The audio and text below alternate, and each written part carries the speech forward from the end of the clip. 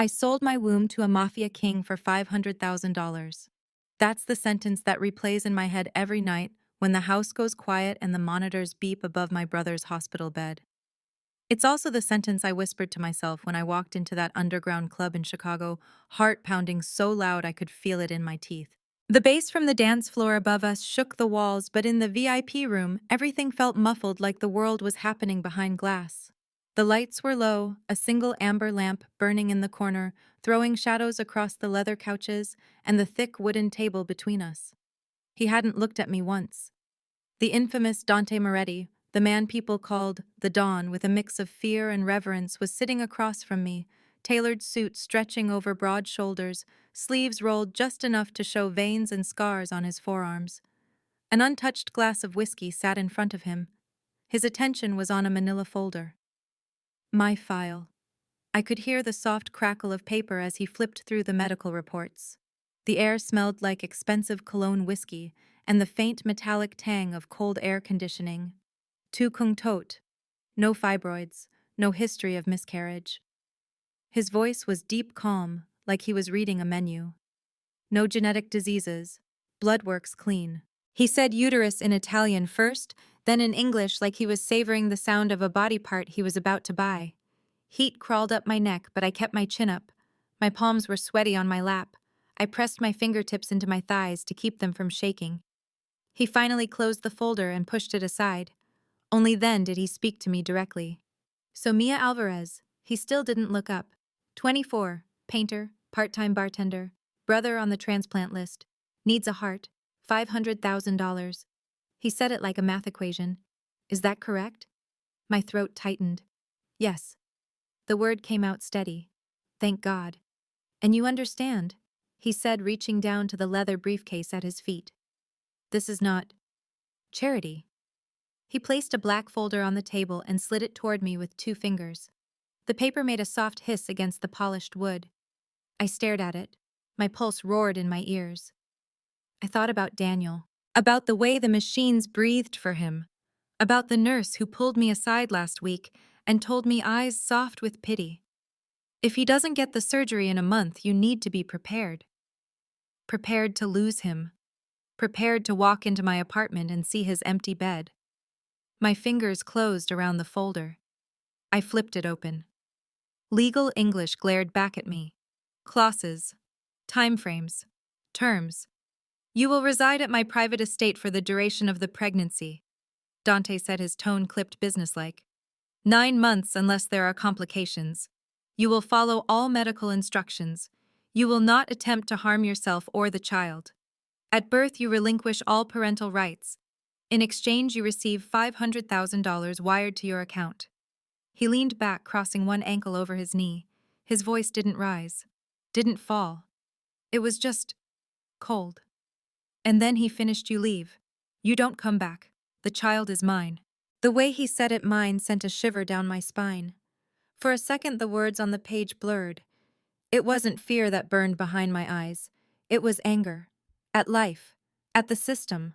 At every rich man who lived in a glass tower while my brother slowly drowned in hospital bills. I swallowed, blinking the heat away, and forced my vision to focus. Buried in the middle of the contract, I saw it, the payment term, full payment within 30 days of delivery. My lips pressed into a thin line. 30 days after I gave birth. Too late. Daniel didn't have 30 days. I took a slow breath through my nose, tasting smoke and cologne and cheap air freshener. My heart was pounding, but my mind snapped into that sharp place it went to when I bargained with landlords and hospital administrators. I pulled the pen from the slim pocket at the side of the folder.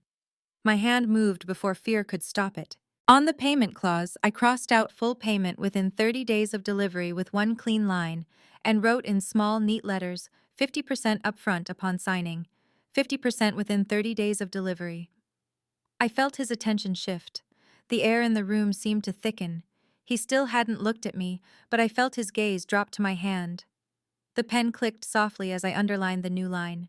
My voice sounded calm, too calm. This is not negotiable. There it was, the line people never crossed with men like him. For a moment, nothing moved. The hum of the air conditioning, the distant thud of bass above us, the faint sound of laughter from the hallway. And then slowly Dante lifted his head. Gray eyes met mine. They were not the flat, emotionless eyes I expected from a man with bodies on his conscience. They were sharp, intelligent, assessing. Like he was cataloging every detail: the cheap black dress I wore to look serious, the second-hand heels, the dark circles under my eyes, the calluses on my fingers. His gaze lingered on my hand still holding the pen. One corner of his mouth curved up. 50% upfront, he repeated. Now. My brother's surgery is scheduled as soon as I can pay the hospital, I said, forcing my shoulders back. My voice didn't shake. Without the money, he dies. If you won't do it, I'll find a bank that will sell their soul instead. His brows lifted, amused. A bank? Yes. I held his stare. They take organs too. They just call it interest. For a second, just a second, there was a flash of something in his eyes. Respect. Surprise. Maybe both. He chuckled low and dangerous. Gan Li, he murmured under his breath, the Italian accent curling around the Vietnamese he'd picked up in some backroom deal somewhere. You have guts, Mia. He reached for the pen. For a heartbeat, our fingers brushed. A small spark shot up my arm, stupid, involuntary. I ignored it. He signed with a quick, decisive movement, his watch catching the light, something dark and expensive, and probably custom-made. The strong veins on his hand tensed as he pressed the tip into the paper. Then he signaled with 2 fingers. The door opened almost instantly. A man in a black suit stepped in, face expressionless, hands behind his back. Sophia, Dante said. A woman appeared behind the guard, mid-30s, sleek black dress, hair in a chignon. She smelled like soap and sharp perfume. She carried a tablet. Transfer 500, he said. Half now. Her eyes flicked to me, once unreadable. Then she started tapping on the screen. What's your account number, Miss Alvarez? She asked. My throat went dry. My fingers trembled as I pulled my phone from my cheap purse and read out the numbers. Less than a minute later, my bank app pinged. I looked down at the screen. My chest constricted. Zeros. So many zeros. I thought my knees might actually give out. I gripped the edge of the table. Dante watched my face. I knew he could see the way my breathing changed, the way my shoulders sagged for a split second, as the weight on my chest shifted from impossible to barely manageable. That should cover the surgery, he said. His tone made it sound like he'd paid for a new car. I lifted my gaze again. Why me? I asked.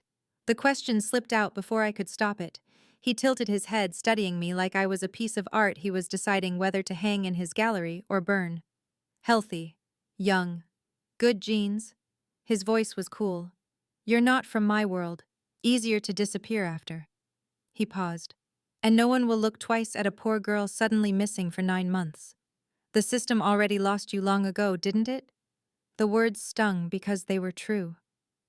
I straightened my back. I'm not disappearing, I said. I'm buying a life. A beat of silence. Then he nodded like we'd just closed a business deal for a shipment of steel, not my body and future. You move into my estate tomorrow, he said. My driver will pick you up at 8 a.m. Pack light. You won't need anything except your brushes if you insist on painting. He stood smooth and unhurried. The room felt smaller when he rose to his full height. Power clung to him like a second skin. As he passed me, he leaned down, his breath ghosting my ear. I smelled whiskey and something darker, something like cedar and smoke. Congratulations, Mia, he murmured. You just became the future mother of my heir. A shiver slid down my spine. My heart was pounding for 3 different reasons now: fear, relief, and something far more dangerous. By month 6, my body didn't feel like mine anymore. The Moretti estate sat on the outskirts of Chicago, hidden behind iron gates and tall hedges that smelled like pine and rain. The house itself was a stone monster, with too many wings and too many windows. Inside, the floors were so polished I could see my reflection growing rounder every day. Security cameras blinked red in the corners. Guards in black suits patrolled the halls in soft, heavy footsteps. In the beginning, the sound of them made my skin crawl. By the 6th month, I barely noticed them. What I did notice was the sound of my own breathing as I lay awake at night, the steady thump of my heart, and the tiny fluttering movements inside me. The baby, his baby, our baby, kicked like a stubborn little boxer, especially when I was trying to sleep. That night, it was strawberries. My cravings hit like a storm. It was 3:07 a.m. when I woke up with my mouth aching for something sweet and cold and sharp. I tried to ignore it. I failed. The floor was chilly under my bare feet as I shuffled down the long hallway in one of the oversized t-shirts the housekeeper Rosa had given me. The air smelled like lemon cleaner and old books. Somewhere a clock chimed, the sound echoing through the empty halls. In the kitchen, the lights were dim, only a small lamp over the sink casting a yellow circle. I opened the fridge. Rows of perfectly stacked containers stared back at me. My nutritionist had labeled everything: high protein, low sodium, approved snacks for the Dawn's incubator. My eyes landed on a bowl of strawberries, fresh and red and glistening, pushed to the back. I reached for them. Can't sleep.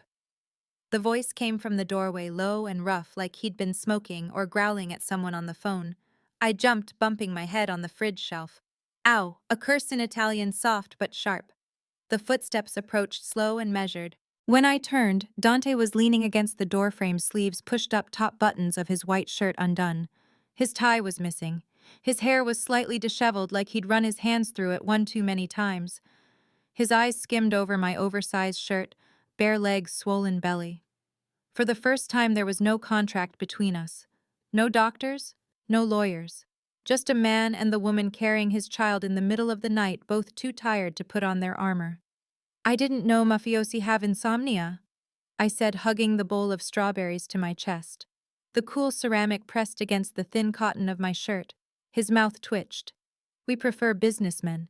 And no one sleeps well when they run an empire. He walked past me to the sink, rolling his shoulders.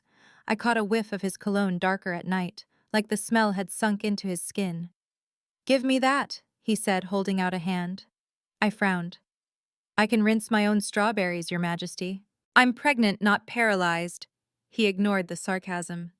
Sit, he said, nodding at the bar stool. Your ankles are already swelling. I hated that he noticed that. I also hated that he was right. With a muttered curse, I lowered myself onto the stool. My back sighed in relief. The cold marble of the counter felt nice under my forearms. Dante turned on the tap. The rush of water filled the silence, mingling with the faint ticking of the clock on the wall. He rinsed the strawberries carefully, fingers surprisingly gentle as he turned them under the stream.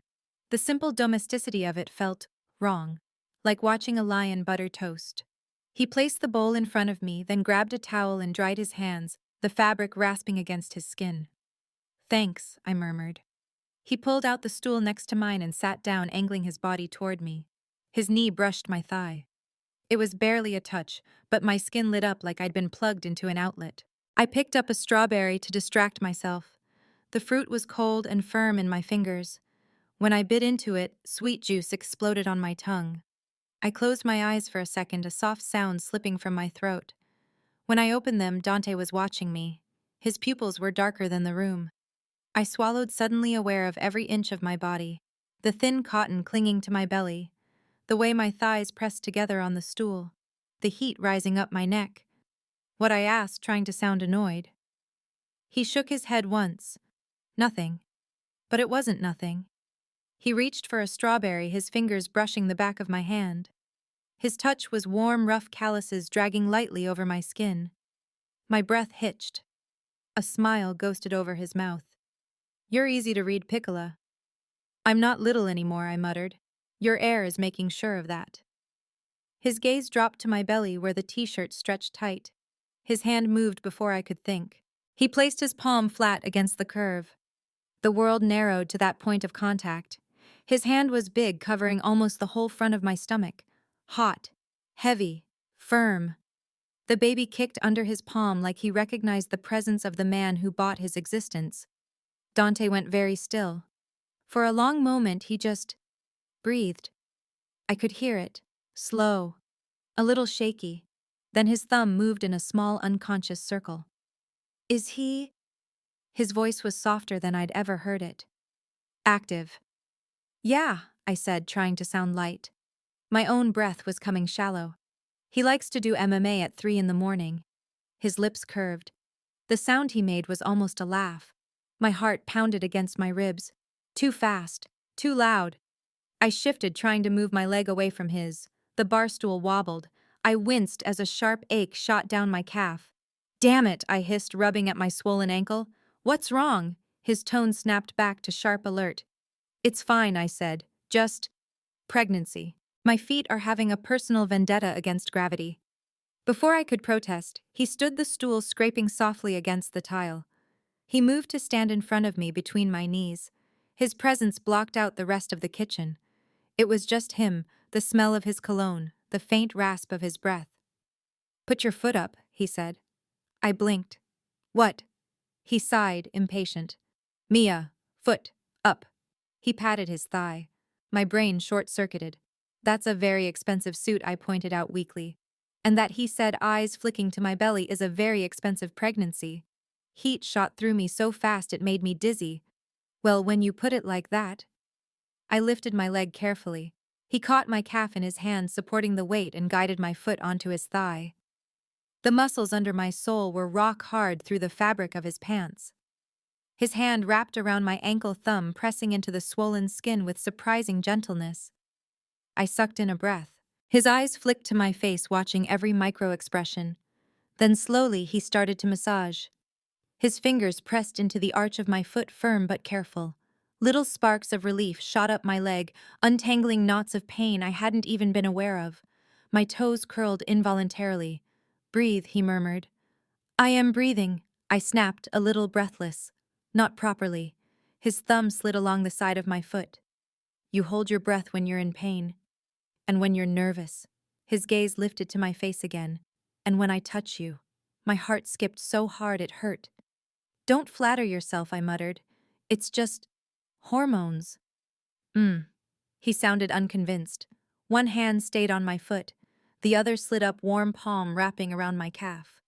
His thumb made slow circles against my skin, the calluses catching lightly. The room was too quiet. I could hear the clock, the fridge humming, the soft sound of my own pulse in my ears. Does it hurt here? He asked, pressing into a tight spot. A small gasp escaped me. Yes. He eased up instantly, adjusting the pressure. Better, I nodded, biting my lip. His gaze dropped to my mouth. My lungs forgot their job again. Con toi dang lem em dao sao, he murmured, slipping into accented Vietnamese, the words rolling low from his chest. Is my child hurting you? The intimacy of the question wrapped around me like heat. The whole situation is uncomfortable, I said, voice softer. But he's trying his best. Dante repeated like he tasted the word. His eyes went back to my belly, and to my surprise, something almost like tenderness crossed his face. I was supposed to have a son 3 years ago. My stomach clenched for a different reason. His ex-wife. I knew the outline. Everyone did. She'd died in an accident right before she was due. The papers had called it tragic. The streets had called it a message. I'm sorry, I said quietly. His fingers stilled for a moment. His jaw flexed. It won't happen again, he said. I couldn't tell if it was a promise or a threat to the universe. He leaned in slightly, his breath brushing my knee. Then he did something that made my heart drop straight through the floor. He lowered his head and pressed his lips against my bare knee. The kiss was light, barely there, but my skin flared like it had been set on fire. A shiver ran up my thigh, shooting straight into the center of my chest. He lingered for half a second longer than necessary. When he lifted his head, his eyes were darker, hungrier. His hand tightened slightly around my calf. I swallowed hard, fingers clenching around the edge of the counter to keep from reaching for him. This doesn't change the contract, I whispered, not sure who I was reminding. He held my gaze. Does it scare you? He asked softly. That you want it to? My breath caught. He straightened slowly, releasing my leg with reluctant fingers. The sudden absence of his touch hurt in a way I didn't have words for. He stepped back, walls slamming down behind his eyes again. Go back to bed, Mia, he said, voice cool, controlled. You need rest. He needs rest. He turned and walked away, his footsteps fading down the hallway. The strawberries tasted different after that. Sweeter, more dangerous. I sat alone in the kitchen, my foot still tingling where his hand had been, one thought pulsing in time with my heartbeat. This was no longer just a deal, and that terrified me more than any mafia legend ever could. I smelled her before I saw her, some kind of expensive floral perfume, loud, sugary, the kind of scent that walks into the room 5 seconds before its owner and demands attention. I was halfway down the main staircase when Rosa grabbed my elbow. "Mamacita," she whispered, eyes wide. "Maybe you should stay upstairs today." "That bad," I murmured. She just crossed herself. Not exactly reassuring. From the foyer below, voices floated up, male, polite, a little strained. Then a laugh. High, fake, like glass about to crack. I rounded the last curve of the staircase and saw her. Bianca Morello. She looked exactly like all the gossip blogs said, runway body poured into a blood-red dress that clung to her like a second skin. Long brunette hair in glossy waves. Lips painted the same shade as the dress. She stood near the entrance like she owned the place, one hand on her hip, the other lightly touching Dante's sleeve as she talked. He was listening with that bored, polite expression he reserved for people he tolerated but didn't respect. His eyes flicked up the moment he sensed me. They always did. Bianca followed his gaze. Our eyes met. I was in one of my loose maternity dresses, soft gray cotton sleeves, rolled up hair in a messy knot, no makeup except a little concealer. I probably looked like a tired, knocked-up housewife next to her polished perfection. Her mouth curled like she'd just stepped in something. "Oh," she said, dragging the word out. "So this is her." She didn't bother hiding the disgust. Dante's jaw ticked. "Bianca." "It's fine." I cut in, walking down the last few steps slowly. My hand slid along the smooth banister, the wood cool against my palm. The baby shifted inside me as if tuning into the tension. "I have a name." Bianca's eyes swept over my belly, then my bare feet. I'd kicked off my slippers upstairs because my ankles were killing me. She took in everything, cataloging my cheapness against her luxury. "Right?" she said with a bright, poisonous smile. "Mia, isn't it?" She rolled it on her tongue like it was something stuck in her teeth. "The arrangement. Arrangement. Incubator. Deal." I'd heard all the variations by now. I smiled back, the sweetest one I owned. That was the thing about growing up poor, you learn early that playing nice is just another weapon. "Yes," I said. "And you must be Bianca." I let my gaze flick to her diamond necklace, her designer heels, then back up. "I almost didn't recognize you without photo filters." The guard by the door coughed to hide a laugh. Rosa suddenly found the floor very interesting. Bianca's smile froze. Just a fraction of a second, but I saw it. The crack. She recovered fast. She took a step toward me, the click of her heels sharp on the marble. "You're cute," she said, voice dripping with condescension, though I have to admit I thought he'd choose someone taller. Or more refined. She was what the doctors recommended, Dante said flatly. That one stung more than I wanted it to. I didn't look at him. My fingers curled over the banister for half a beat, then I loosened them. "Mask on." "Well," I said lightly, "when you're shopping for organs, personality doesn't really matter, does it?" Bianca's eyes flashed. Exactly my point. She moved even closer, invasion disguised as intimacy. From this distance I could see the faint lines at the corners of her eyes. Not age, just stress. Too much ambition, not enough love. She leaned in, voice dropping to a whisper meant for me, but loud enough to carry in the quiet foyer. "Listen, honey," she hissed. "Here's how this works.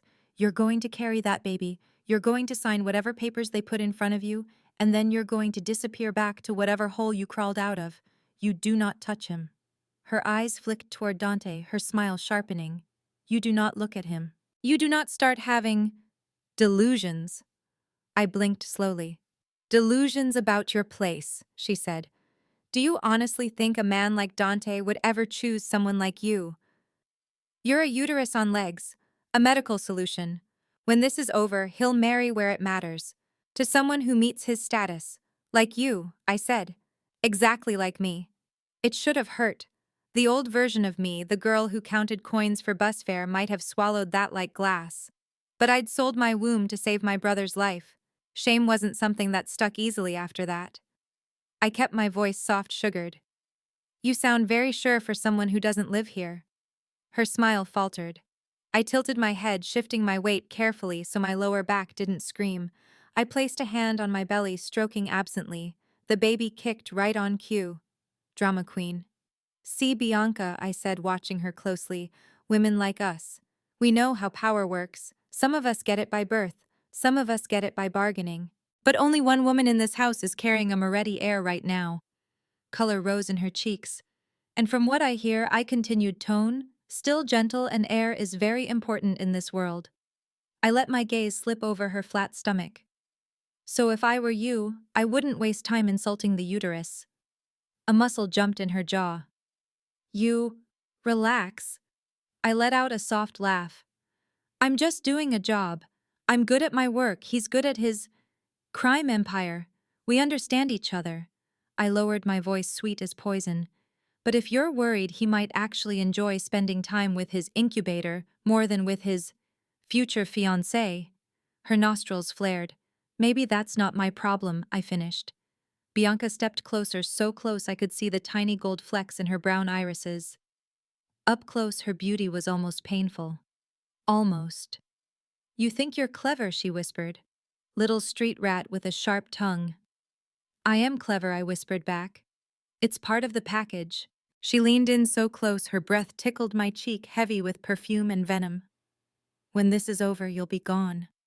I'll still be here.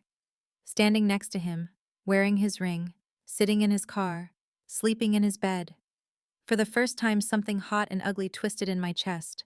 Jealousy. I hated it. I smiled through it. Then why are you talking to me? I asked quietly, instead of him.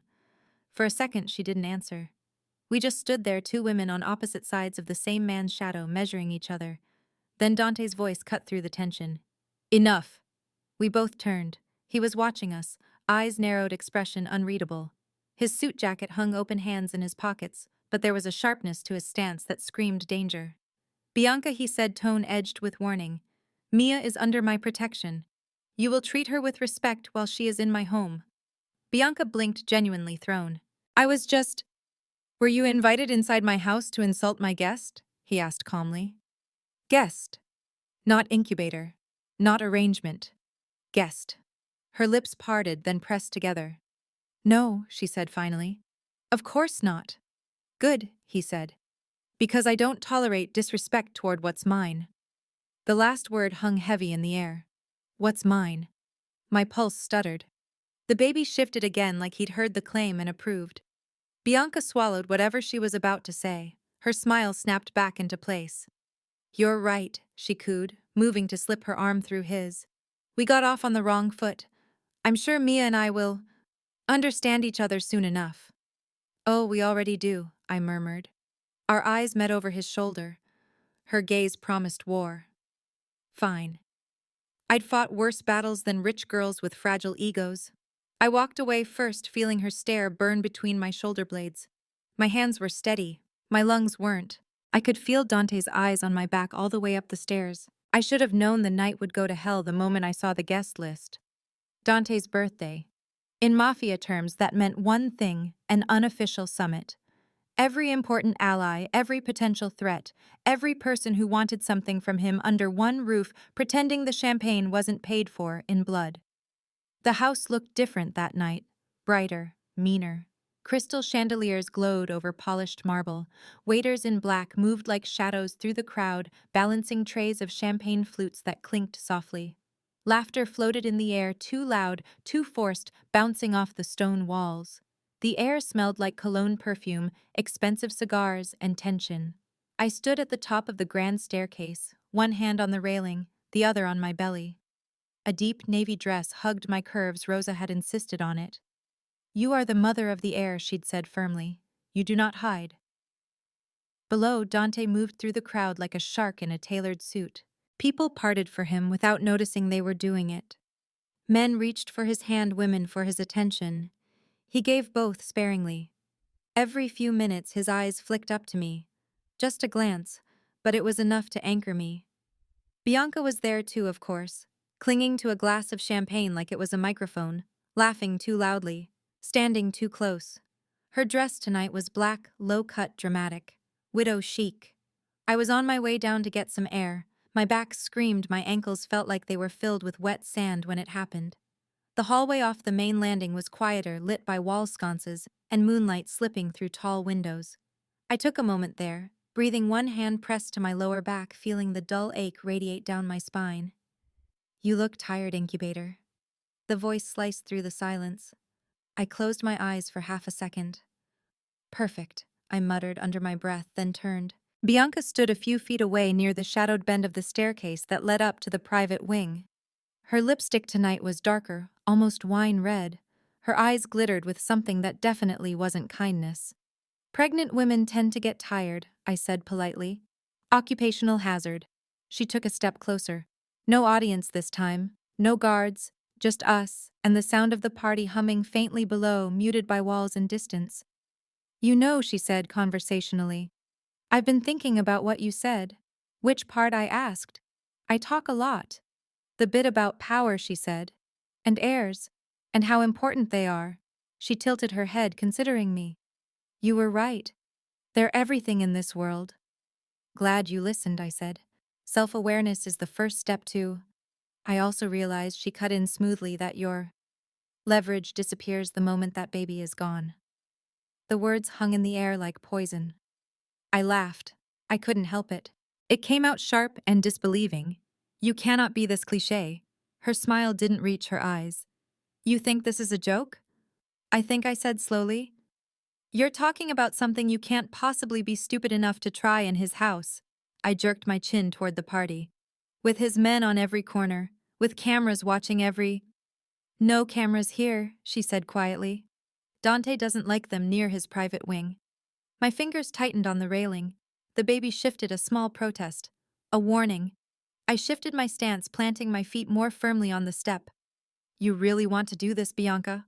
Her face changed then. The socialite mask slipped. For a moment I saw the raw thing underneath, the desperation, the fear. I have been groomed for this life since I was 12 years old, she hissed. My father built half of his empire around the promise of my marriage to Dante. Do you have any idea what happens to me if he decides a bartender from the South Side is more important than our alliance? Something in my chest softened for a nanosecond. Not because I liked her, but because I knew what it felt like to have your life dictated by forces bigger than you. That sounds like a you problem, I said quietly.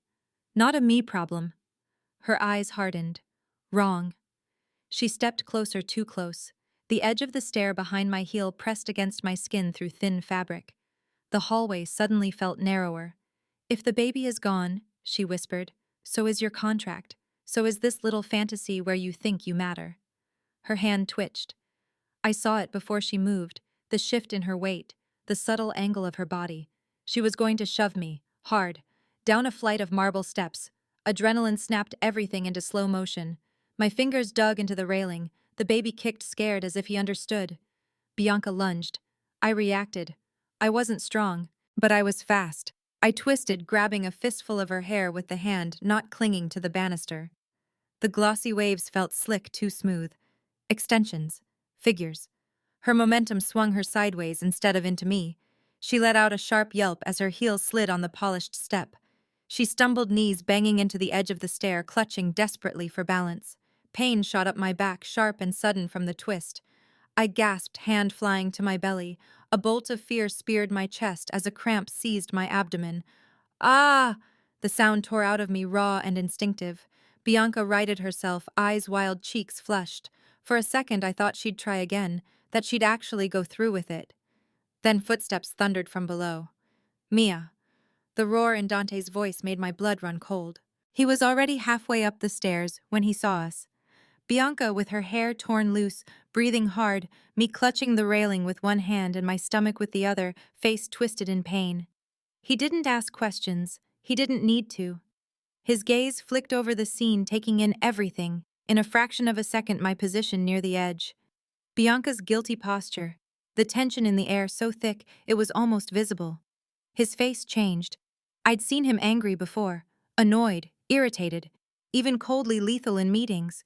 This was different. This was primal. Get away from her, he said, voice low, almost conversational. No one moved. In one smooth motion, he reached under his jacket and drew a gun, a matte black monster that looked like it had ended lives. The click of it leaving the holster sounded louder than the music downstairs. He pointed it directly at Bianca's head. Her eyes went huge. Dante, take. 1. Step. Back. Each word landed like a separate threat. Bianca's hands flew up, palms out. I didn't. She slipped. Lie to anyone in this house, he said softly, but do not lie to me. His finger rested on the trigger, steady. His other hand shot out to my waist, pulling me gently but firmly away from the edge, tucking me behind his body like I weighed nothing. My free hand ended up gripping the back of his jacket, knuckles white. I could feel the tension in his back, the coiled rage under expensive wool. He didn't look at me. His focus was entirely on Bianca. I heard her scream, he said. I see her clutching her stomach. I see you cornering her near a staircase with no cameras. His voice stayed quiet, which somehow made it worse. Do you think I'm stupid? Sweat beaded at Bianca's hairline. I just wanted to talk. By pushing a pregnant woman near the stairs, he asked. The mother of my child. Something in his tone when he said that my child sent a shiver down my spine. The cramp in my abdomen eased slightly. I took a slow breath, forcing myself to stay still.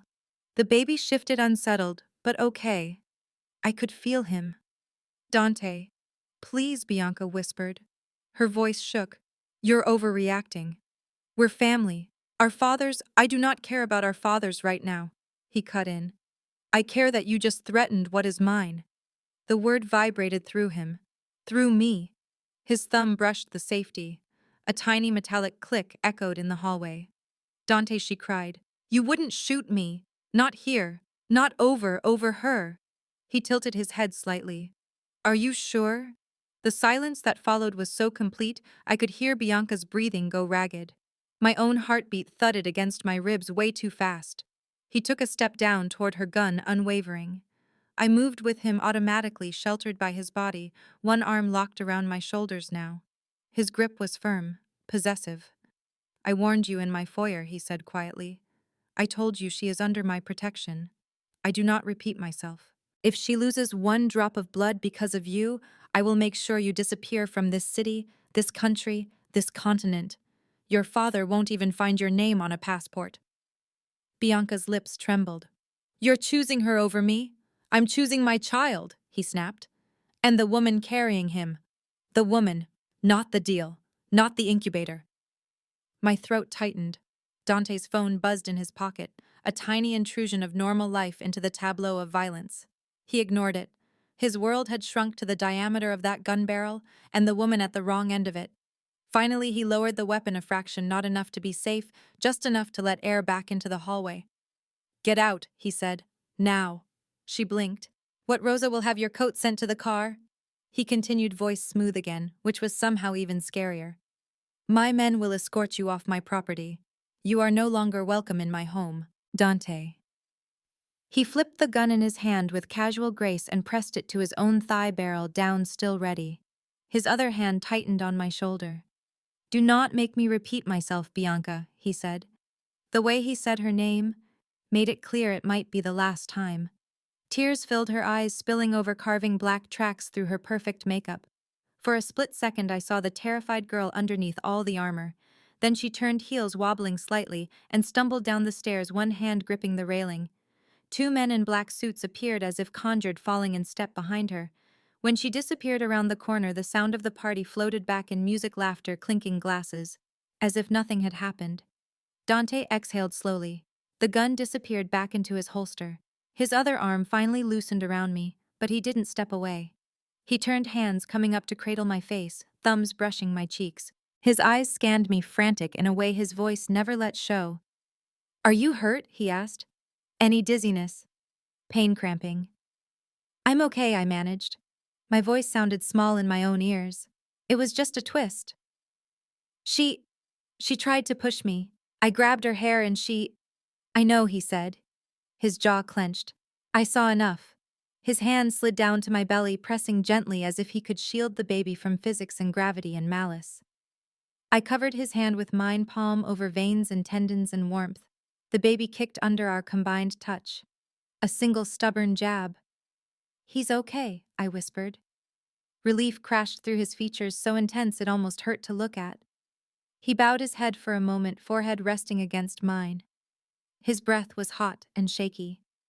If anything had happened to you, his voice scraped. If anything had happened to him, I swallowed. You would have killed her. It wasn't a question. His eyes opened cold steel, meeting my gaze. I still might, he said. A shudder went through me that had nothing to do with fear. Downstairs, someone called his name. Music swelled as a new song started. The world kept turning. Up here on the quiet landing, my world had tilted on its axis. This wasn't just a man protecting an investment. This was something far more dangerous. For the first time, I realized, if this spiraled out of control, Dante Moretti wouldn't just burn Bianca's life to the ground for me, he'd burn his own too. And somehow that terrified me more than her push ever could. The first contraction hit like a knife. Not a dull ache, not a gentle tightening, a white-hot blade ripping through my abdomen at 2 in the morning. I shot upright in bed with a strangled gasp, hands flying to my belly. For a second I couldn't breathe. The room spun. The storm outside pounded against the windows, rain slapping glass, thunder rolling over the estate like distant artillery. Then I felt it. A gush of warmth between my thighs. My heart free fell. "Dante," I choked out. "Dante!" The door slammed open so fast it banged against the wall. He was already half-dressed, dark sweatpants, white t-shirt, gun holster empty on the chair behind him. His hair was a mess, eyes wild in a way I'd never seen before. "What is it?" he demanded. Then he saw the sheets. Shit. I think I tried to laugh, but it broke into a whimper as another contraction tore through me. I think he's done renting. He was at my side in 2 steps. One hand went to my back, the other to my belly, big and trembling slightly. "Breathe, Piccola," he ordered. "In through your nose, out through your mouth." "I am breathing," I snapped, already sweating. "It just hurts like hell." He turned toward the hallway and roared, "Rosa Carr now. Call Valenti. Tell him we're coming in." Everything turned into a blur. Hands, voices, the rustle of fabric as Rosa threw a coat over my shoulders, the cold slap of rain on my face as Dante lifted me like I weighed nothing, carrying me out to the waiting SUV, the smell of wet asphalt and gasoline. The contraction rolled through my spine again, sharp and merciless. I dug my fingers into the front of his shirt, knuckles white. "Dante, I've got you," he growled into my hair. "I've got you. No one touches you. No one hurts you. Just breathe." The ride to the hospital was a nightmare montage. Flashes of red traffic lights, wipers beating back sheets of rain, the low murmur of his men talking into radios. My world shrank to 3 things: the burn in my abdomen, the taste of metal in my mouth, and Dante's hand crushing mine. He didn't let go. Not once. By the time we burst through the doors of the private clinic, his doctors, his rules, I was half delirious. The smell of antiseptic hit me like a slap. The bright fluorescent lights felt cruel. Nurses swarmed me. Someone cut my clothes, cold gel on my stomach, the rapid frantic beeping of the fetal monitor. "Heart rate is elevated," a nurse said. "Baby's in distress." Dante's jaw locked. "Fix it." The OB, Dr. Valenti, appeared at the foot of the bed, hair flattened from sleep, face serious. He'd been at every appointment. He'd seen every scan. He knew what this pregnancy meant. "Cervix is not fully dilated," he said. "We might need an emergency C-section. Blood pressure is dropping." Another contraction slammed into me. The world went white. My back arched off the bed. I heard myself groan. It sounded animal raw. "Epidural," someone said. "No time," someone else shot back. The monitors started screaming. Beep, beep, beep, beep, beep, beep. The sound spiked, then dipped. "What's happening?" I gasped. Is he okay?" "Baby's heart rate is decelerating," Valenti said tightly. "We have to move now." Dante's fingers closed over mine again, tighter. I clung to him like an anchor. He leaned down, his forehead almost touching mine. I could smell his cologne under the hospital scent. Faint but there. Familiar. "Look at me," he ordered. I forced my eyes open. His were blazing, terrified. "Don't you dare leave me," he said. "Do you understand? You and that stubborn kid, you stay. You both stay." "Oh, now you want 2 for 1? I tried to joke, but it came out slurred. The room tilted. Voices blurred into each other. BP dropping. "Get O negative ready. Prep the OR." Then everything moved fast. Cold air hit my legs as the bed started rolling. The ceiling lights streaked over me in harsh white bars. The sound of wheels on tile squeak, squeak, squeak. Nurses talked in quick bursts. Someone strapped an oxygen mask over my face. Plastic and rubber. Too tight. Stay with me. Mia Dante's voice kept cutting through the chaos. Look at me. Right here. I tried. But the edges of my vision were going gray. My body felt far away like it belonged to someone else. The contractions blended into one long wave of pain that didn't let up. I heard the doors of the OR slam open. The air inside was colder, sharper. Tools clinked. Gloves snapped. Fetal heart rate is dropping again, a nurse called. We're losing him. No, I croaked. No, no, no. My chest crushed in on itself. I couldn't get enough air. The anesthesiologist appeared above me, mask on eyes kind, but distant. We're going to put you under, Mia. It'll be fast. Dante's grip on my hand tightened like a vice. She stays awake. Valenti's voice was calm but steely. If we don't move now, we lose them both. She's bleeding internally. We have to control it. Everything inside me went still. Lose them both. The room seemed to contract, shrinking around the table. The white light above me suddenly felt like a spotlight on a stage I hadn't rehearsed for. My pulse pounded in my ears. Dante Valenti said, turning to him, "You know the risk. If we hit complications, I may have to make a choice. The baby or Mia." It felt like the world stopped breathing. Even the machines seemed to pause. The phrase hung between us, heavy, obscene. Mother or baby? The question I knew existed in medicine. The question you read about in tragic articles. Not something you ever think will be aimed at your chest. Cold terror shot through me. Not for me, for the tiny life kicking inside me, still fighting. I turned my head to Dante. "Save him," I whispered, fighting to keep my eyes open. If it comes down to it, his face was a storm. "Stop," he snarled. "Do not finish that sentence." Dante. He bent down, ripping the oxygen mask off my face with one hand so I could see him clearly. His other hand cupped my jaw, fingers trembling hard enough to shake. "You listen to me," he said, voice shaking with fury and fear. "There is no scenario where you die. Do you understand?" Tears burned hot at the corners of my eyes. "That's not how it works." "That's exactly how it works," he snapped, then swung his head toward the surgeon. And then I saw it. The dawn. Not the man washing strawberries in the middle of the night. Not the man kissing my knee. The king. He straightened to his full height, shoulders squaring, presence expanding until he dominated every inch of the room. His voice, when it came, rang like a gunshot. "If there is a choice," he said, each word carved from granite, "you save her." Valenti stared at him. "Dante." "You save her," he thundered. "If this room catches fire, you carry her out first. If you have 1 unit of blood left, you give it to her. If you have to choose between my heir and Mia, you choose Mia." My heart stopped. He kept going, rage building, tearing through him like a second storm. "I can have 10 more children," he snarled. "I can buy 100 more futures. I will never have another Mia. If she dies on that table, I will burn this hospital to the ground with every one of you inside. And then I will start on your families." No one spoke. Even through the fog of pain and drugs, I felt the shift. The staff understood what he was saying in words and between them. This wasn't a business deal anymore. This was love, twisted and dark and terrifying, but love. I reached up, weakly, fingers grazing his wrist. "Dante," I breathed. He looked down, the mask cracking for a second. I saw everything in that look: terror, devotion, anger at God for daring to gamble with us.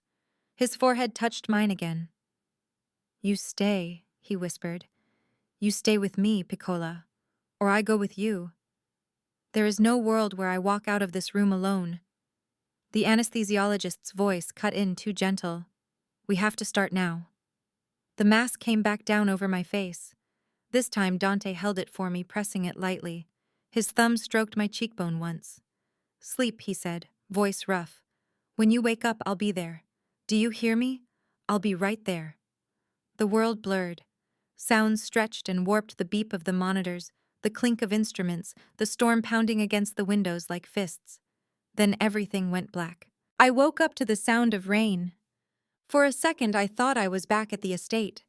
Thunder rumbled somewhere far away. My body felt heavy, like I'd been filled with sand. My throat was dry. The light was softer here, Not the harsh OR spotlight, but something dimmer, warmer. I blinked against it, trying to focus. White ceiling, soft beeping, the faint, steady whir of machines. A hand wrapped around mine, warm, familiar. Mia. His voice dragged me back from the dark. I turned my head slowly like it belonged to someone else. Dante sat in a chair pulled right up against the hospital bed, elbows on his knees, my hand engulfed in both of his. His usually perfect hair was a mess, dark stubble roughening his jaw. His eyes were red-rimmed like he hadn't slept in years. The second he saw my eyes open, his whole body exhaled. "Hey," I croaked. My voice sounded like gravel. "You look like shit." A laugh burst out of him, broken and disbelieving. He lifted my hand to his mouth, pressing his lips against my knuckles, holding them there like a prayer. "You're alive," he said. It sounded like he was convincing himself. "Yeah," I whispered. "You threatened to murder half the medical staff. No one dared let me die." His eyes closed. His shoulders shook once. "Baby," I asked, panic rushing back in. "Is he—" A small sound cut through the room. It was thin and reedy, like a kitten trying to roar. My heart tripped. Dante stood, gently laying my hand back on the sheet, and moved to the bassinet I hadn't noticed in the corner. He bent down, big hands moving with surprising care, and then he turned. There he was, wrapped in a white blanket, tiny hat, slightly crooked face scrunched like he was already judging the world. His skin was a little pink nose, small and stubborn. My son. Our son. The room blurred again, but this time from tears. "Oh," I whispered as Dante laid him carefully against my chest, guiding my arms. The baby let out a squeak, then settled ear pressed to my heart.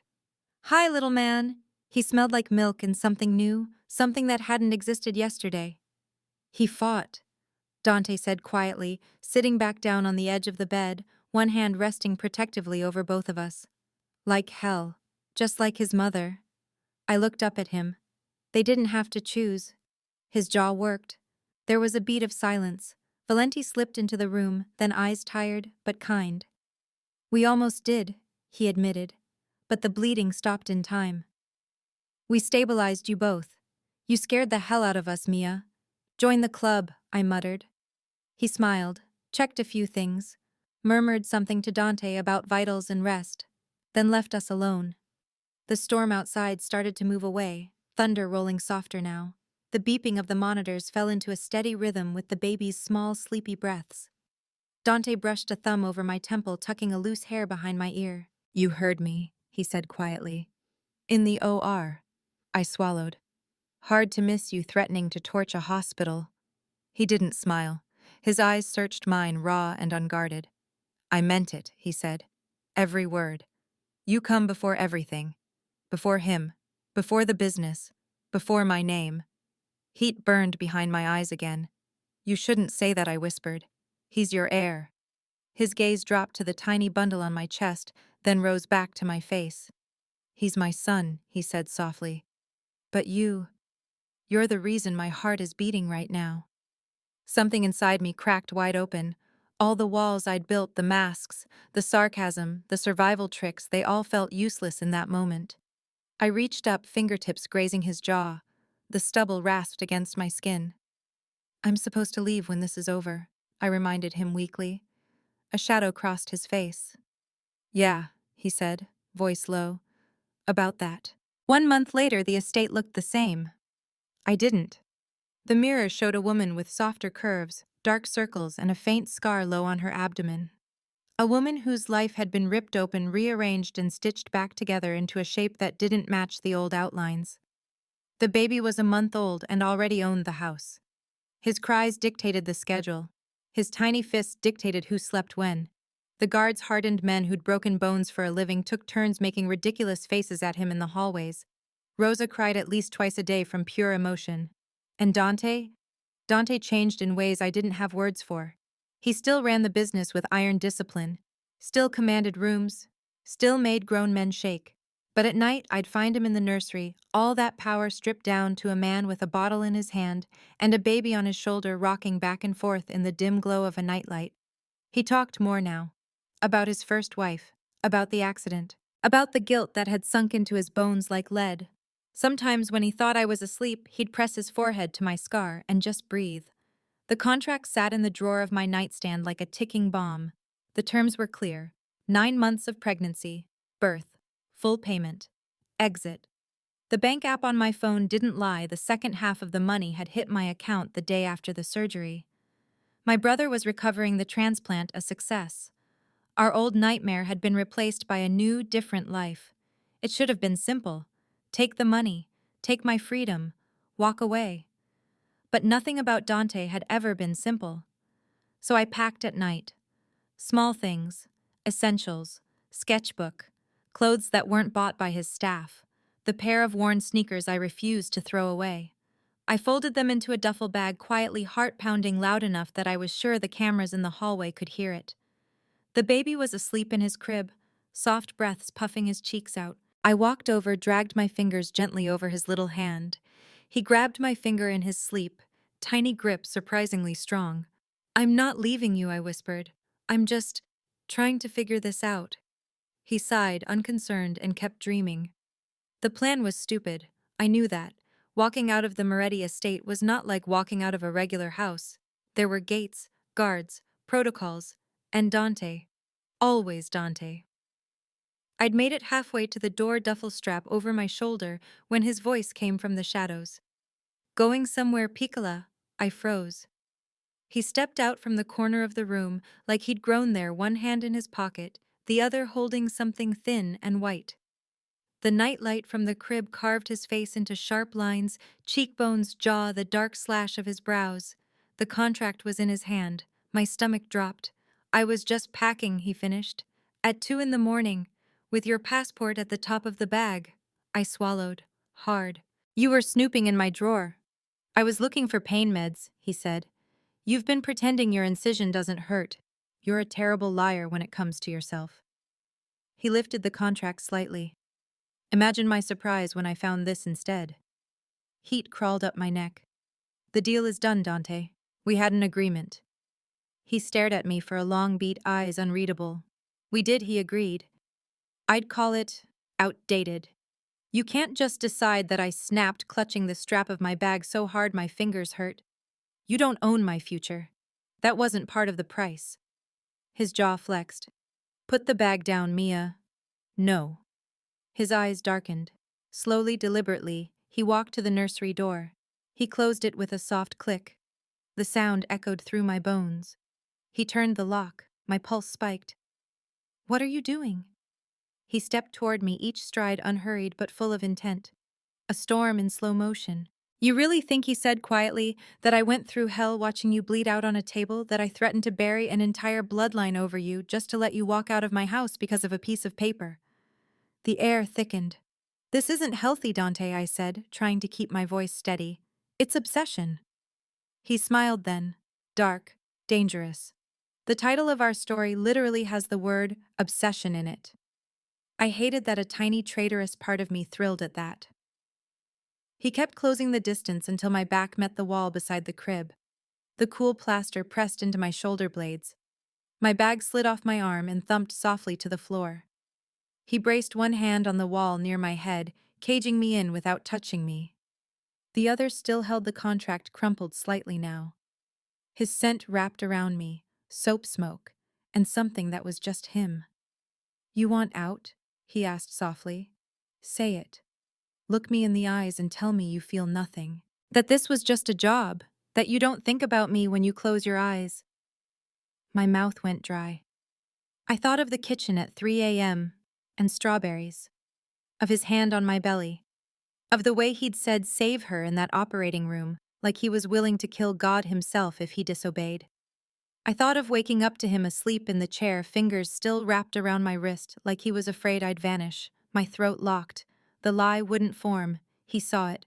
"Yeah," he murmured. "That's what I thought." He lifted the contract between us, eyes never leaving mine, and tore it cleanly in half.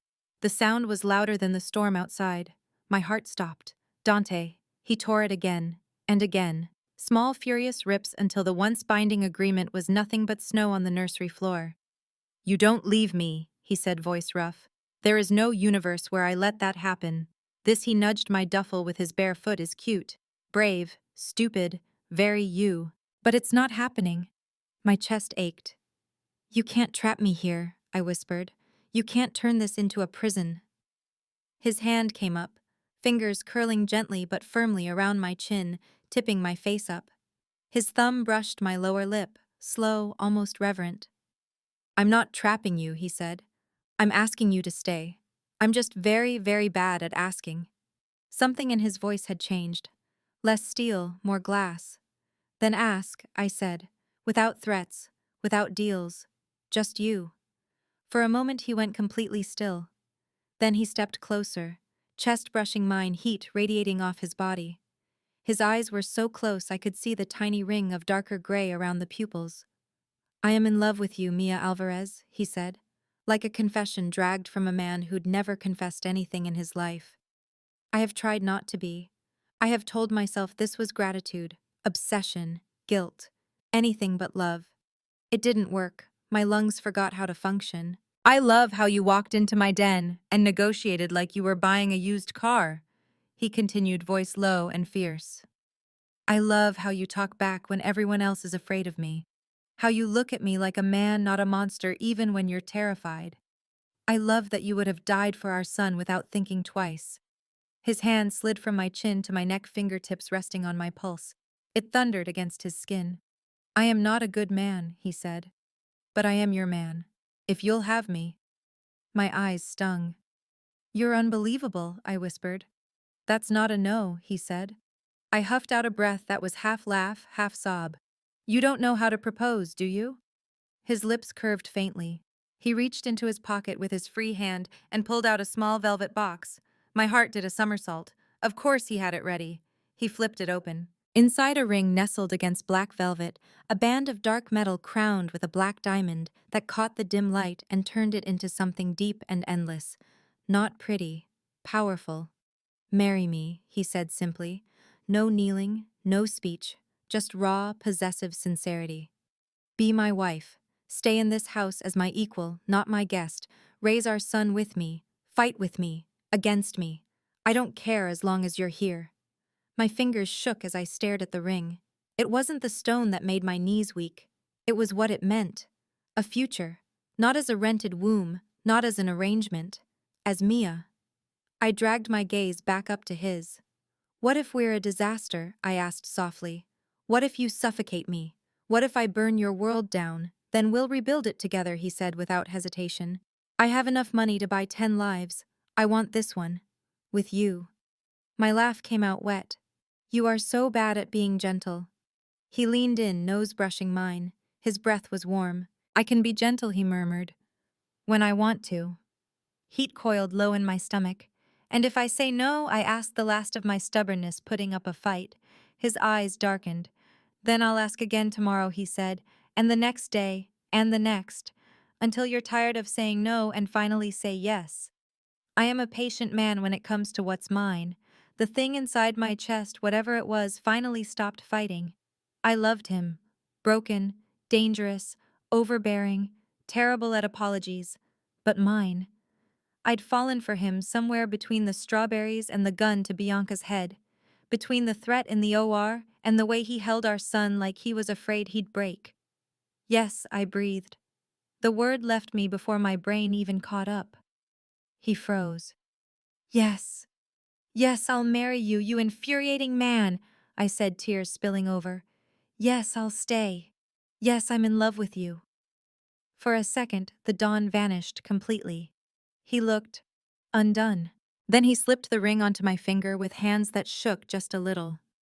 The metal was cool against my skin, the diamond heavy and solid, like an anchor.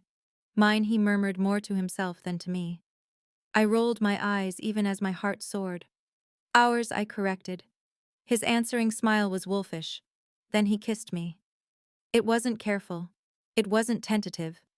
His mouth crashed onto mine with months of restraint snapping all at once. One hand cupped the back of my head, fingers threading into my hair, tilting me exactly where he wanted.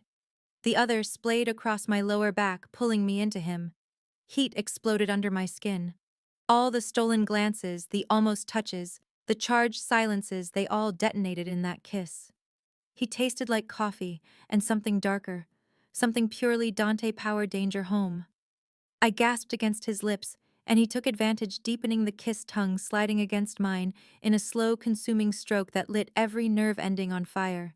My hands flew to his shoulders, clutching at the soft cotton of his t-shirt, then up into his hair. It was thicker than it looked, my fingers tangling as I pulled him closer, greedy for more. He groaned into my mouth, low and rough, like he'd been holding that sound back for months. The wall was suddenly at my back, his body a solid line of heat pressing me against it, chest to chest, hip to hip. Everywhere we touched sparks. My ring pressed into his neck as I slid my hand down, feeling the tense muscles there. A reminder. A promise.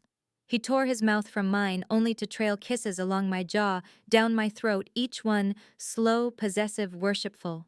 My head tipped back, a soft sound escaping me before I could stop it. Dante. Say it again, he murmured against my skin. Say my name like that. I did. Happily.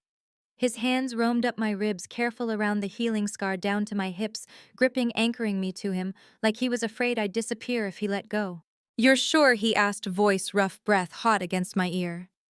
No running, no contracts, just you and me and a lifetime of fighting and making up. I smiled against his lips. I'm sure. He kissed me again, slower this time, like a promise. In the crib next to us, our son sighed in his sleep, completely unimpressed with the life-altering moment happening 2 feet away. The rain outside finally faded to a distant patter, the storm having spent itself. Inside this room, another kind of storm had just begun. I wrapped my arms around Dante's neck ring, catching in his hair, and kissed him back with everything I had left. For the first time in a long, brutal, beautiful year, the future didn't feel like a debt I owed. It felt like something we were going to build, together, the Dawn's obsession they would call it. But I knew the truth. I was just as obsessed with him.